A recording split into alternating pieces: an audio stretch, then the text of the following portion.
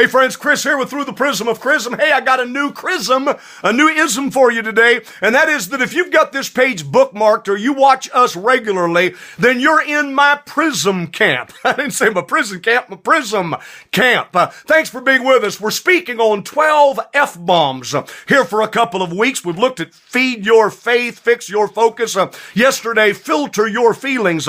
Today, I want to speak on fast your flesh. That's right, you need to fast. You need to go on a fast.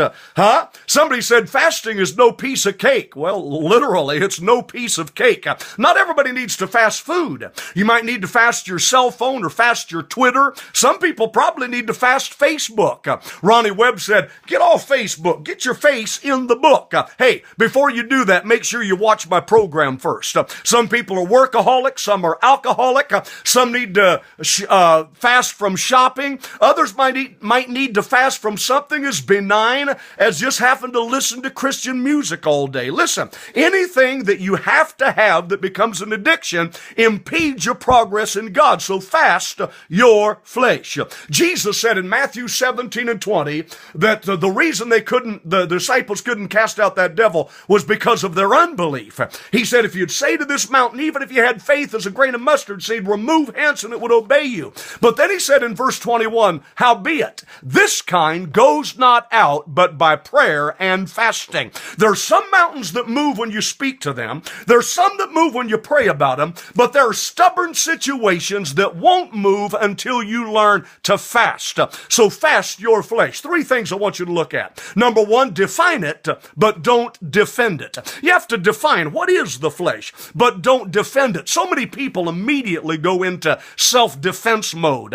Well, that's just the way I am. It runs in our family. Listen, folks, John 8 and 44 says, your father, the devil, is a liar from the beginning. If it runs in your family, you might need to change families and get born again. Somebody else said, well, I was just born that way. I can't help it. Hey, as far back as I can remember, I wanted to steal and lie and cheat, but I was born that way, but I didn't have a right to stay that way. Mom gave me a swat across the rear because she didn't want me to stay the way I was born. She wanted me to grow up. So number one, define it, don't defend it. Number two, buffet it, but don't buffet it. What do you mean by that? So many people take their flesh to the buffet. They binge, they unhinge, they want the syringe, somebody said the jug, the plug, and the jitterbug on the rug. Okay, buffet it. 1 Corinthians 9 and 27, Paul said, I buffet my body.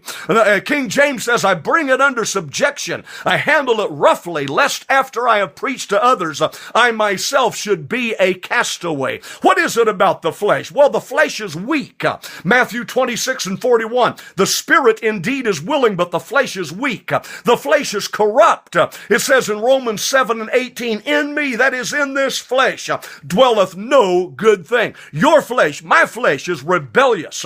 Romans 8 and 8 says, they that live in the flesh cannot please God. And your flesh is destructive. 1 Peter 2 and 11, it says that the flesh wars against the soul. You're a spirit, a soul, and a body, and you have to learn to feed your spirit and not feed your flesh. Fast your flesh, okay?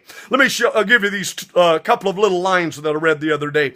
Two natures beat within my breast. Do you feel that? There's two inside of you. You're Siamese, twin. There's two people inside of you. Two natures beat within my breast. The one is foul, the other blessed. The one I love, the other I hate.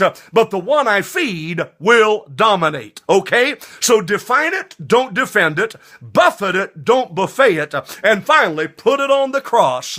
Don't let it off the hook.